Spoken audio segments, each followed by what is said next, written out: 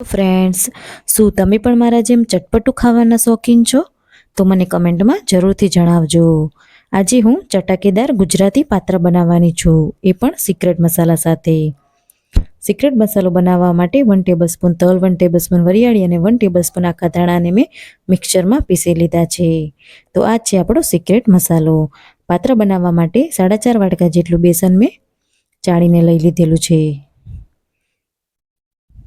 હવે તેમાં સ્વાદ પ્રમાણે મીઠું, મરચું, હળદર, ધાણાજીરું પાવડર, અજમો, ગરમ મસાલો અને હિંગ એડ કરી લીધા છે. મરચું, લસણ અને આદુને મેં વાટીને એડ કર્યા છે. ગોળ અને સિક્રેટ મસાલો પણ એડ કરીને મિક્સ કરી લેવાનું છે. હવે તેમાં તેલ અને બેકિંગ સોડા નાખીને તેને આપણે મિક્સ કરી લઈએ. ખટાશ માટે આંબલીનું 1 વાટકું પાણી લીધું છે અને તેમાં સાદું પાણી નાખીને તેને આ રીતે આપણે ઘટ બેટર તૈયાર કરી લેવાનું છે. હવે અળવીના પાનમાં જે જાડી નસો હોય તો તેને આવી રીતે આપણે કટ કરી લેવાની છે અને સાઈડની નસો પણ જાડી હોય તો તેને પણ આપણે કટ કરી લઈશું.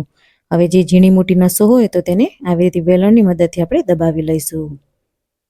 આ રીતે મેં 30 થી 35 નંગ અળવીના પાન તૈયાર કરી લીધા છે. વરિયાળીમાં પાણી ગરમ કરવા મૂકી દીધું છે અને આવી જ રીતે આપણે હવે પાનમાં બેટર લગાવી લેવાનું છે. મેં એક સરખા 4 પાન લીધા છે તો હું એનો રોલ બનાવી લઈશ.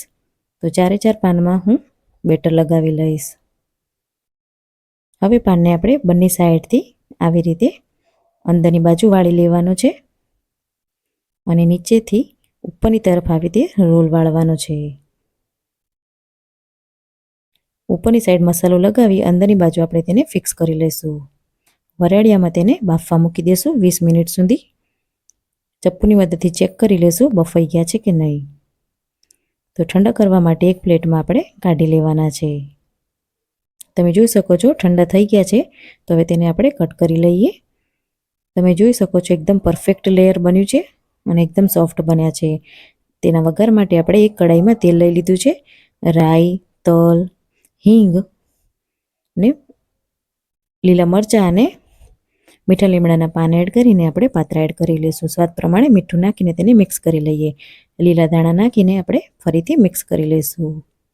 તો રેડી છે આપણા ગરમા ગરમ ચટાકેદાર ગુજરાતી પાત્રા. તો તેને એક પ્લેટમાં આપણે સર્વ કરી લઈએ. ઉપરથી આપણે ટોપરાનું છીણ નાખીને તેને સર્વ કરી લઈશું.